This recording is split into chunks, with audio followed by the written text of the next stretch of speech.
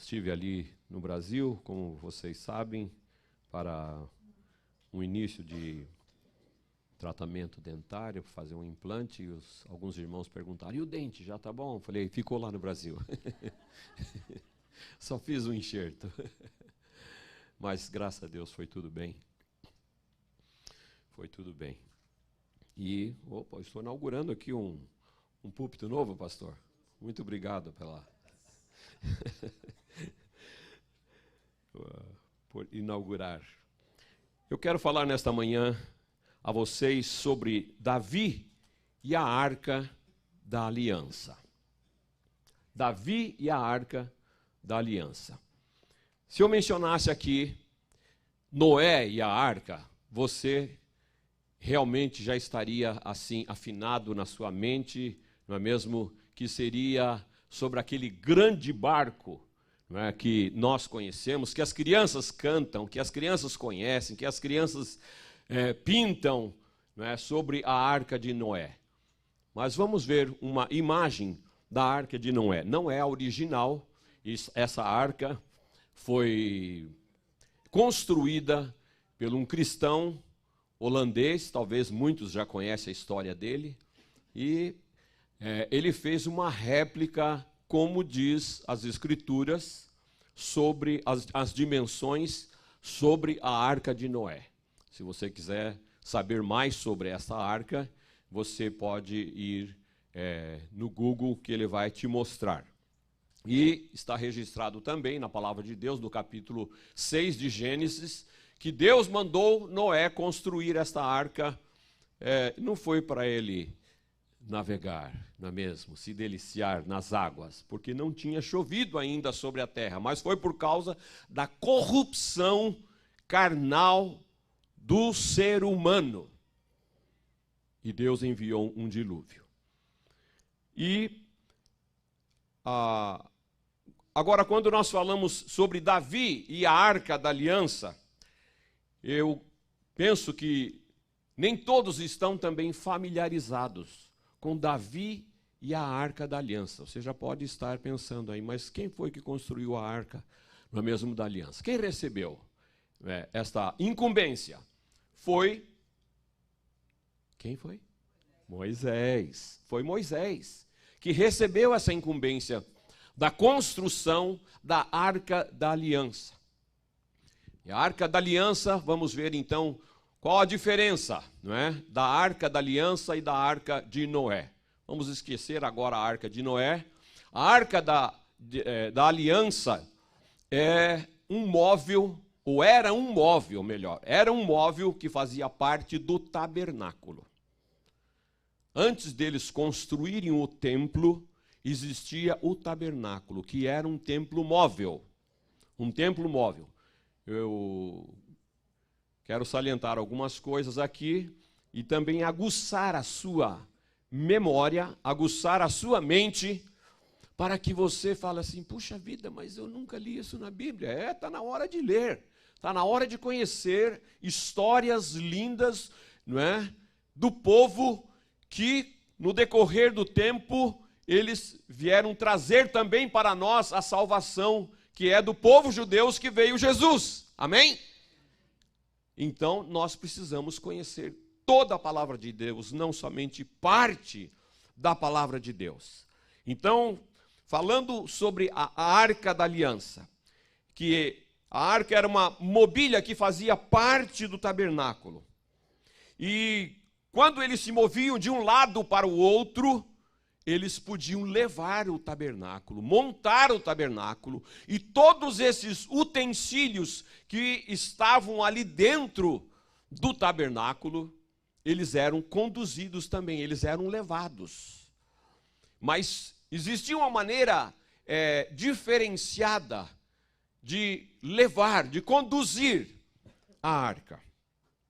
A arca, quem carregava a arca eram os levitas, que estavam encarregados de transportar não somente os utensílios, mas todo o tabernáculo, de montar o tabernáculo. Ali mais uma figura importante, porque eles transportavam, vocês estão vendo, a arca. Depois examine em casa, sobre essas descrições, o que continha na arca. Ela tinha também uma tampa que chamava de propiciatório. Na outra imagem vocês vão ver, e eles estão carregando ali nos ombros. Estão percebendo? Ali tem chamado de varais ou varas de madeira, e os levitas era de uma família especial que carregavam nos ombros esta arca. Estavam ali 2 anjos, 2 querubins, um olhando para o outro. Ali dentro da arca também continha algumas coisas. E eu não quero detalhar muito para não me deter nisso. Mas é importante que você leia, que você aprenda. E a arca, na arca estava a presença de Deus. A presença de Deus. Então a arca ficava num lugar que chamava Santo dos Santos. E que o sacerdote entrava uma única vez por ano para oferecer sacrifícios pelo povo.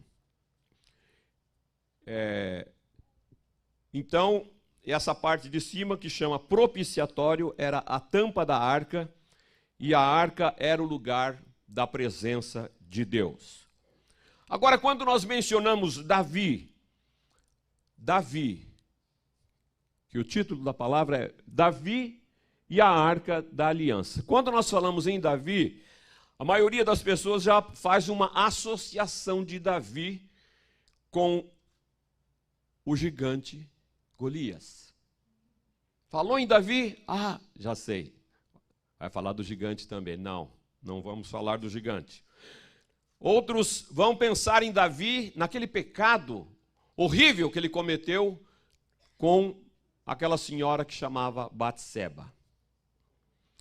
Quando alguns ouvem o nome de Davi, logo lembram da ocasião em que o profeta Samuel, guiado por Deus, foi lá na casa de Davi, dos seus irmãos, do seu pai. Faz pouco tempo que o pastor Maurício pregou sobre isso. Da unção que aconteceu na vida de Davi quando ele era ainda adolescente. Alguns podem pensar em Davi como o guerreiro, ou também em Davi e o rei Saul, que queria matá-lo a qualquer custo. Perseguiu Davi como se persegue uma caça. O rei Saul, o primeiro rei de Israel, fez isso contra Davi. Mas quando pensamos como pais,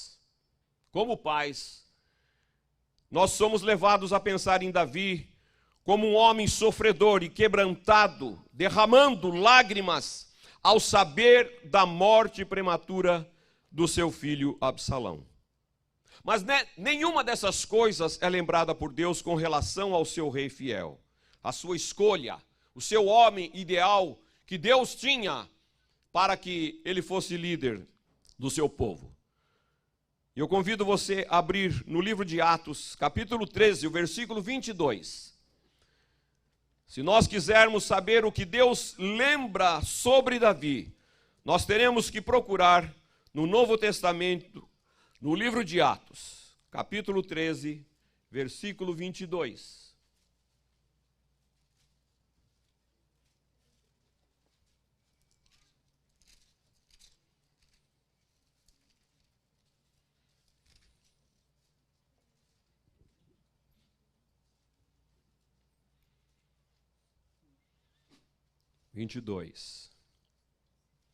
E tendo tirado a este, levantou-lhes o rei Davi, do qual também, dando testemunho, disse: Achei Davi, filho de Jessé, homem segundo o meu coração, que fará toda a minha vontade. Aqui está. O orador dessa passagem é o apóstolo Paulo, que ele está se dirigindo a um grupo de pessoas que conhecia muito bem a história, que eles conheciam muito bem sobre o povo judeu. Ele estava desenvolvendo uma mensagem que ia terminar na pessoa de Cristo, Mas no meio dessa explicação, ele os faz lembrar de cenas do passado, contando como os israelitas pediram a Deus um dia um rei. Chegaram para o profeta: nós queremos um rei. E vocês que já conhecem a história, podem lembrar que Samuel ficou um pouco triste, chateado, e conversou com Deus, e Deus disse: Samuel, não fique preocupado. Não fique preocupado, porque eles estão não desprezando a você, eles estão desprezando a mim, para ser o Senhor que dirige, que fala, que orienta, que guarda, que abençoa este povo.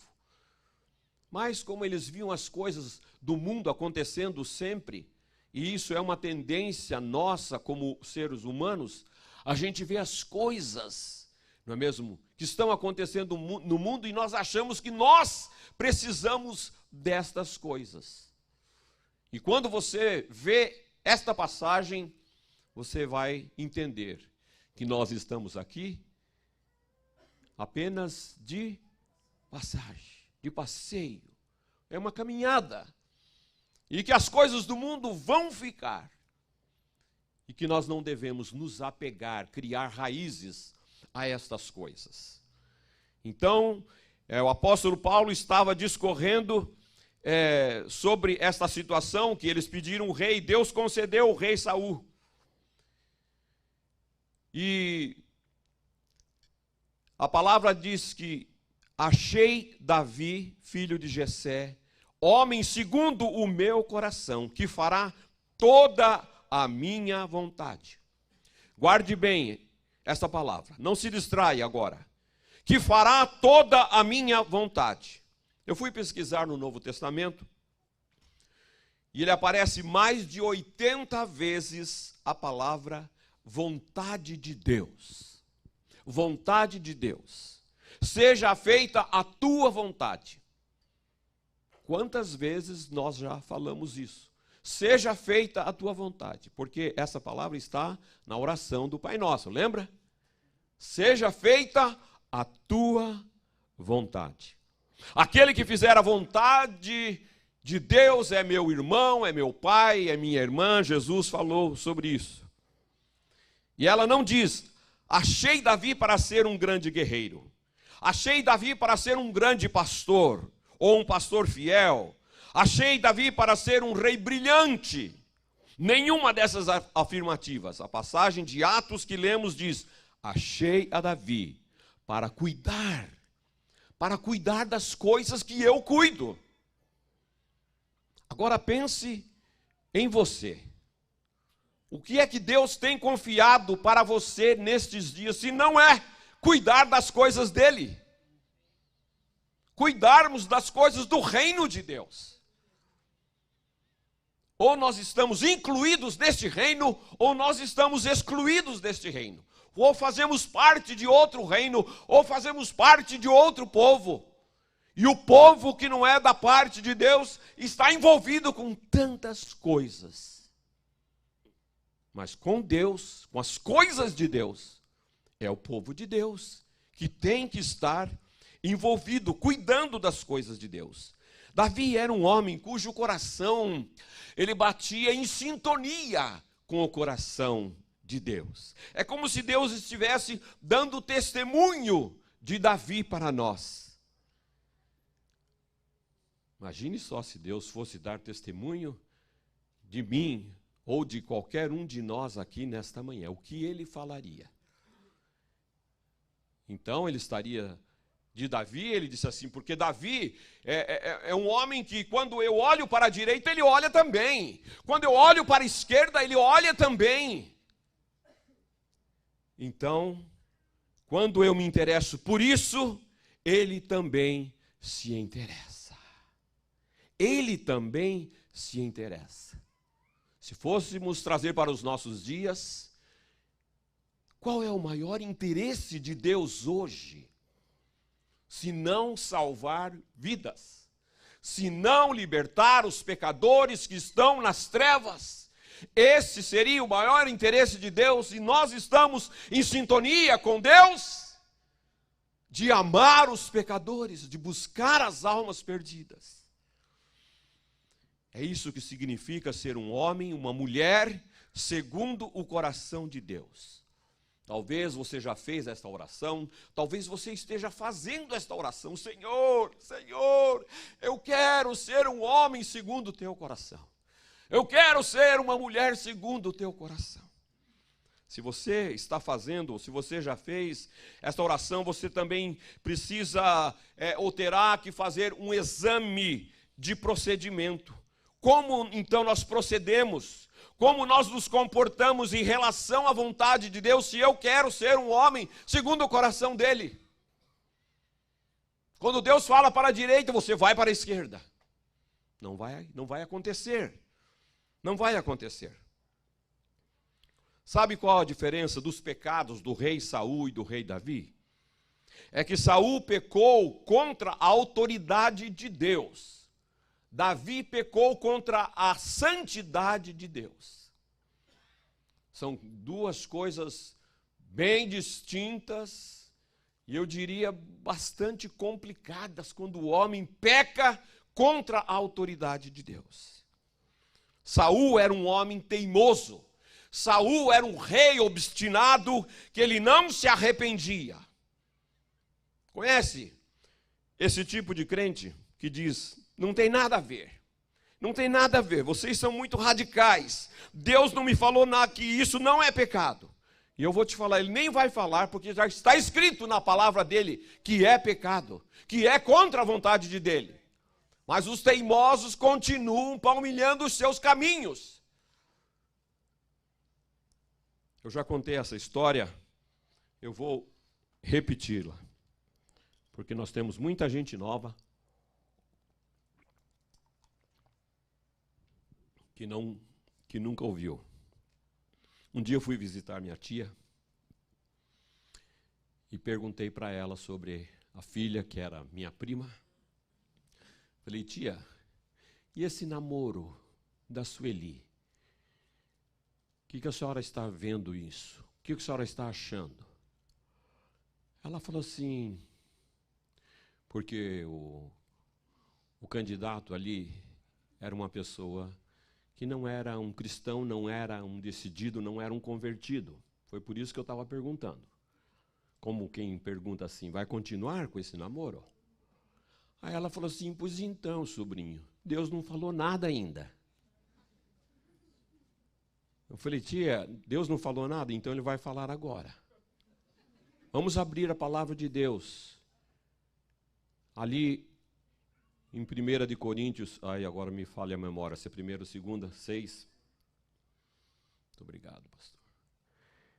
Ele fala, que comunhão tem a luz com as trevas?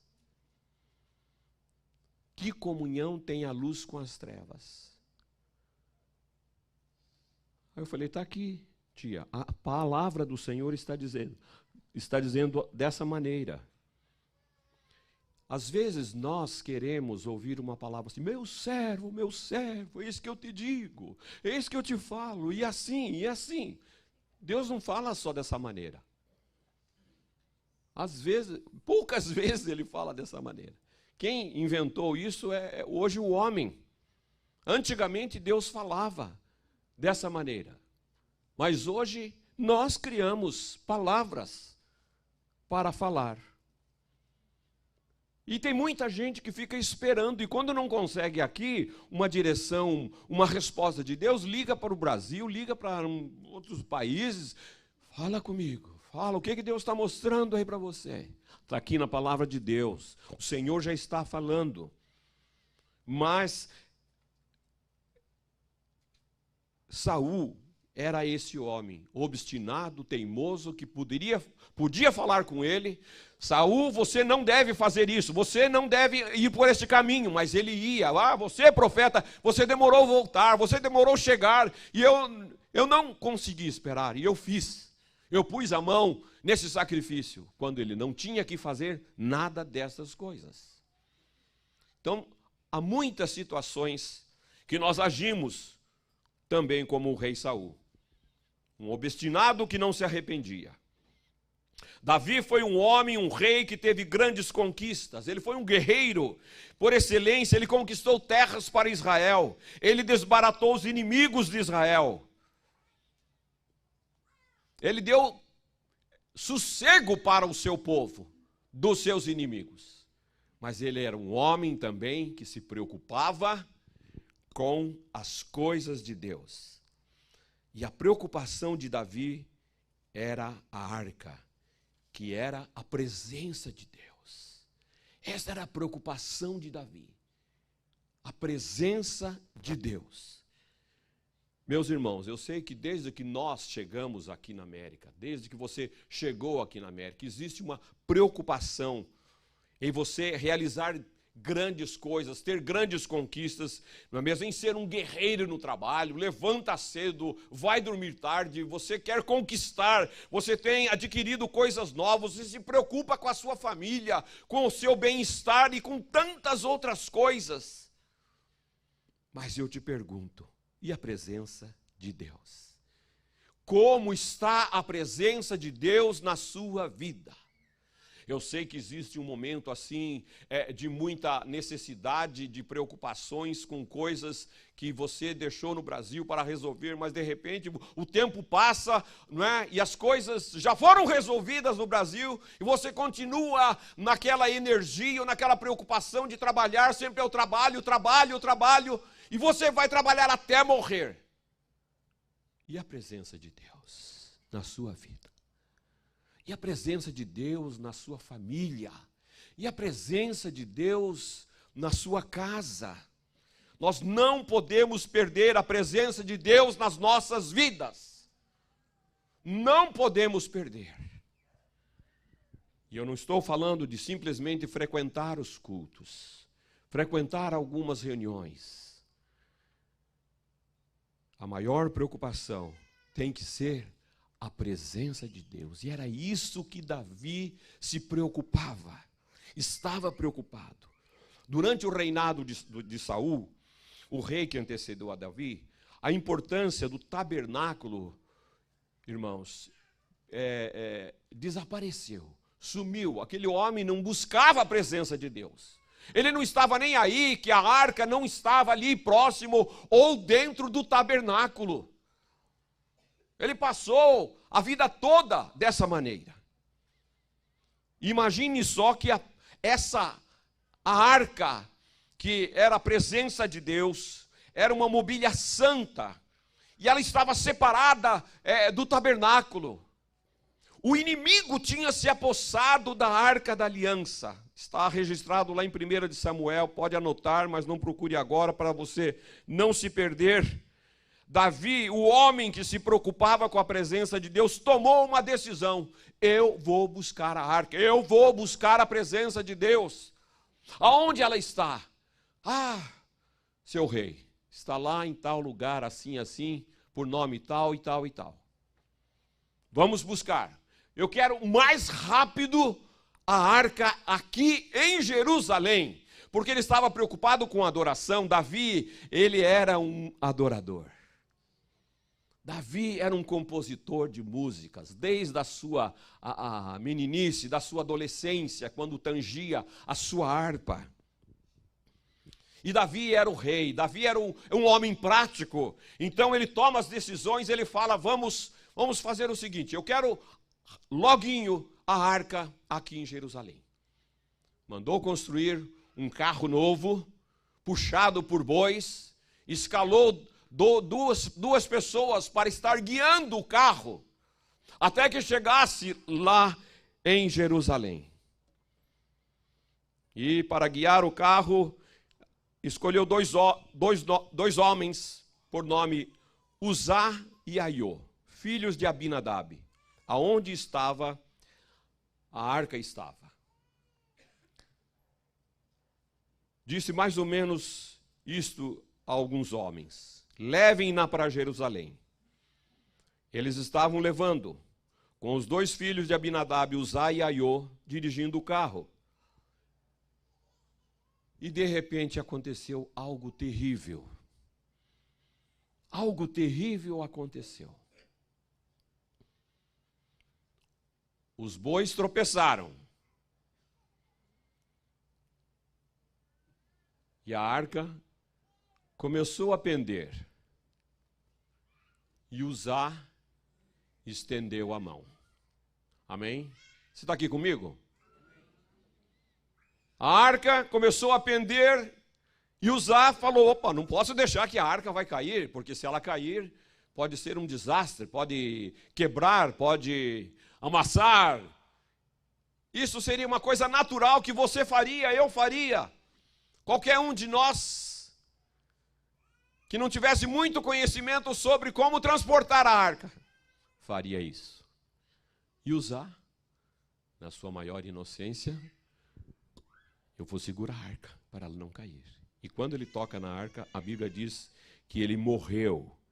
Naquele lugar ali, ele morreu. Essa história é interessante. Depois, é lição de casa, hein, irmãos? Para você ler e entender sobre tudo isso. Não passa por cima. Você tem a tarde inteira para ler a Bíblia.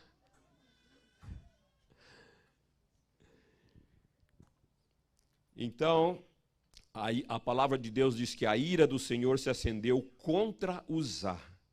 E Deus o feriu ali por esta irreverência. E ele morreu ali junto à arca de Deus. Então, aparentemente o que ele estava fazendo era o certo.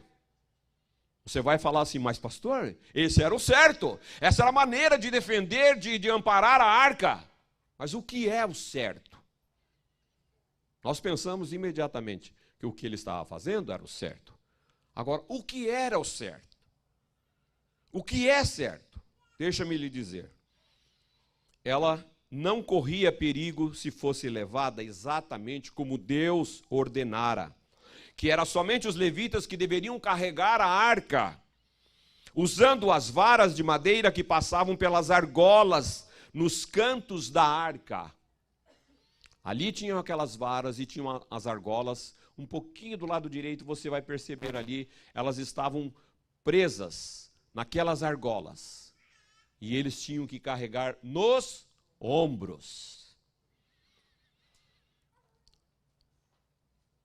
Mas especialmente, quem deveria carregar eram homens escolhidos.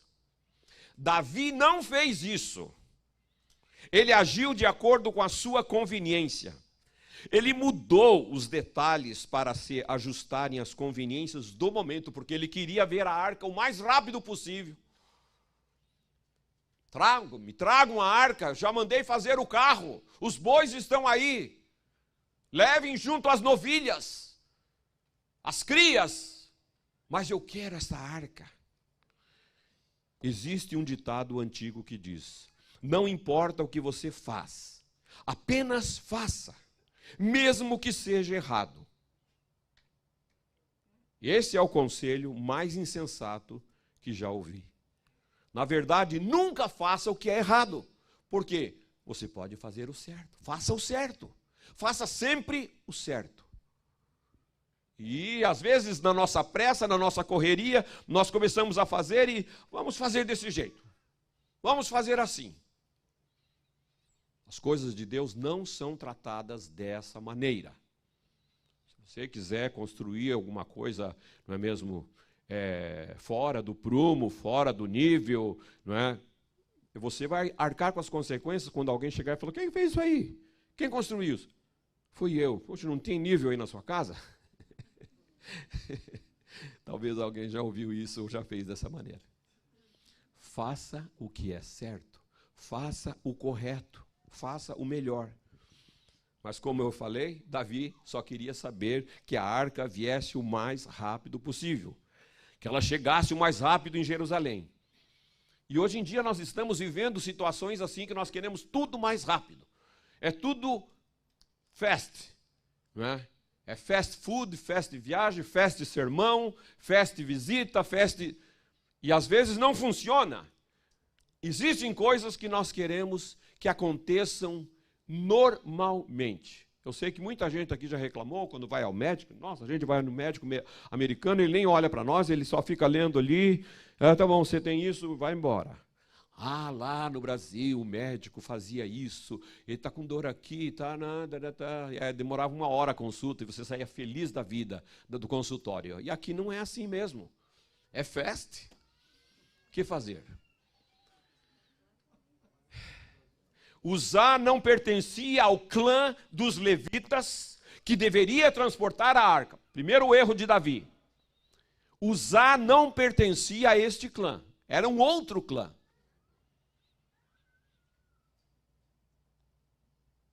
Outro erro. A arca não poderia ser transportada em carro de boi. Por mais que bonito fosse o carro de boi, os animais, não era para ser transportada dessa maneira. Tinha que ser transportada nos ombros dos levitas. Mas, pastor, você não falou que Davi era um homem segundo o coração de Deus? Não foi só eu que falei a Bíblia, é Deus que fala. É Deus, o próprio Deus o chamou de homem segundo o meu coração. Agora, isso significa que ele era um homem perfeito? Não. Ele não era um homem perfeito. Amar a Deus não significa que você é perfeito, mas que você é sensível. Significa que todo detalhe é importante. Quando percebe que está errado, tem que admitir isso. Tem que procurar corrigir-se. O problema era que Davi não fez a lição de casa. E ele sabia qual era a lição de casa. Nós sabemos qual é a lição de casa. Nós temos problemas quando não fazemos o dever de casa, mas nós exigimos que os nossos filhos façam o dever de casa. Quando eles chegam da escola, já pergunta: tem homework? Tem lição de casa? Vai fazer antes de brincar. Nós sabemos cobrar dos nossos filhos e às vezes não cobramos de nós mesmos, porque nós queremos fazer as coisas do nosso jeito, da nossa maneira. Então, quando nós sabemos qual é a vontade de Deus, mas por causa da nossa conveniência, nós fazemos do nosso jeito, muitas vezes para ficar livre até daquela situação, daquele momento, as coisas acabam saindo errado. Nós, como cristãos, é suposto que conheçamos a palavra de Deus, que nós andemos, que nós vivamos conforme os ensinamentos da sua palavra. Davi conhecia como transportar a arca. Ele sabia disso. Ele era um homem que conhecia a palavra de Deus. E isso tinha sido dado já há centenas de anos. E era passado de geração em geração. Mas ele quis fazer do jeito dele, da maneira dele.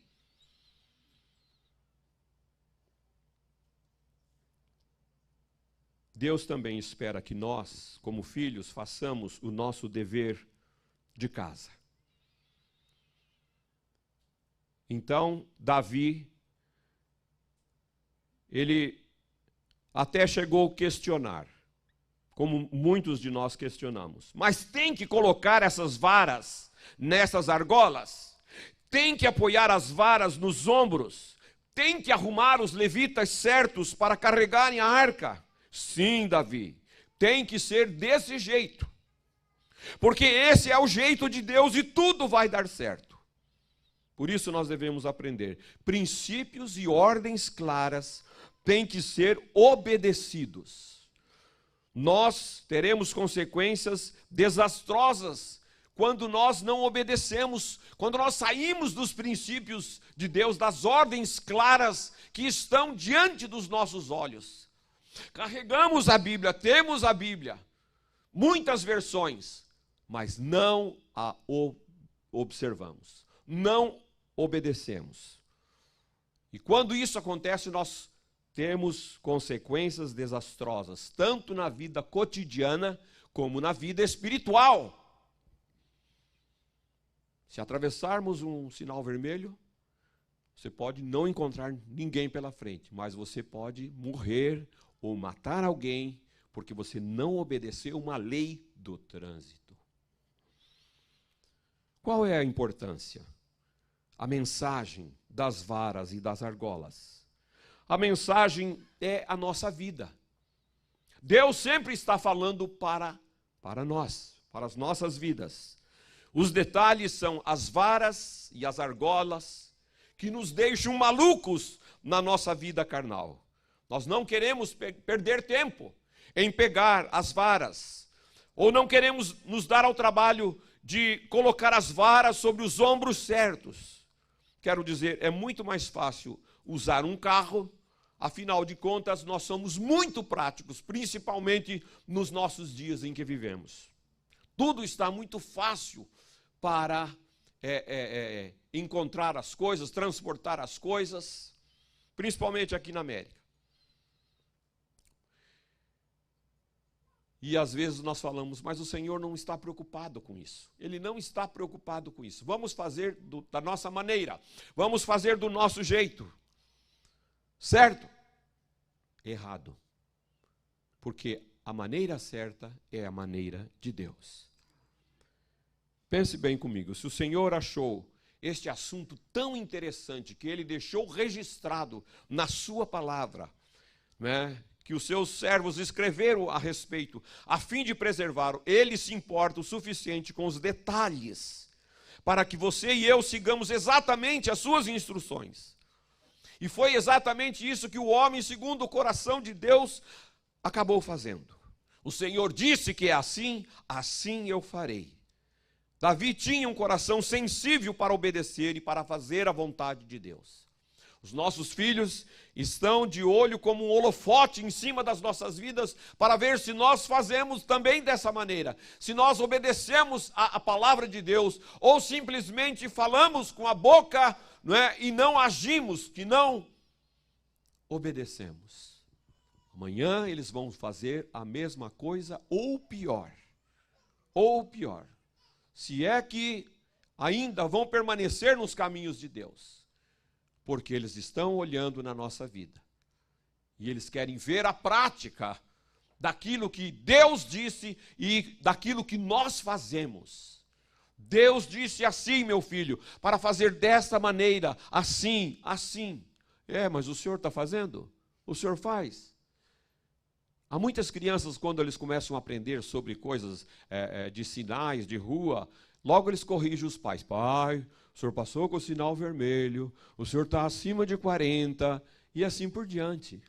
E na vida espiritual também vai acontecer isso. Eles estão de olho em nós. As pessoas estão olhando para nós também. Como nós obedecemos a Deus. Como nós obedecemos a palavra, os ensinamentos de Deus. O Espírito Santo, através da sua palavra, tem nos ensinado, tem nos guiado claramente em toda a verdade. Porque muitos de nós continuam dizendo não, não vai ser desse jeito. Não, ou pelo menos não agora. Talvez muitos estão tentando negociar, colocando outra coisa em lugar do conselho de Deus. Mas o Senhor diz para você nessa manhã, não espere mais, não ande por esse caminho, obedeça, meu filho. Obedeça, meu filho. Sou eu, sou teu pai que te abençoo, que te cuido, que dirijo, que guio a sua vida. Mas na hora da obediência, você quer fazer a sua vontade. E assim não vai dar certo. Obedeça hoje, não espere mais. Se você tem um traço de teimosia em seu caráter que o faz rebelar-se, discutir ou lutar, embora saiba que isso é contra a orientação de Deus, talvez você tenha se gabado da sua vontade forte ou cultivado o hábito de resistir. Ouça o que eu digo, não se rebele mais, obedeça. Obedeça hoje. Ou talvez você desenvolveu uma técnica enganosa de ocultar a sua desobediência por trás de máscaras humanas, de mentiras, racionalização, manipulação ou culpa. Ouça o que eu digo, não finja mais. Obedeça e obedeça hoje. A melhor prova do seu amor pelo Senhor Jesus é a obediência. Nada mais, nada menos. Nem qualquer outra coisa. Ainda que um anjo te apareça e te diga, não precisa fazer mais dessa maneira. O Senhor te disse que é para fazer assim. Vamos fazer assim. Vamos fazer assim. Obedecer é melhor do que sacrificar. Você quer ser como Davi? Você quer ser um homem? Você quer ser uma mulher segundo o coração de Deus? Então dê atenção às coisas que Deus considera importante. Dê atenção. Observe os detalhes. São esses detalhes mesmo que levou à morte dessas pessoas. E por nós não atentarmos para os detalhes, que parece que Deus já não leva muito em relevância.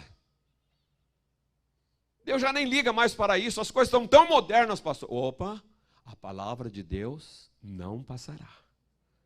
A palavra de Deus não passará. Somos nós que estamos forçando alguma situação, alguma coisa para sair do nosso jeito. É melhor obedecer. Observe os detalhes. Olhe para os detalhes. Eles são importantes porque Deus deixou escrito. Amém? Curvemos as nossas cabeças. Pai, nós queremos te agradecer pelas lições da tua palavra que o Senhor nos ensina, pelo caminho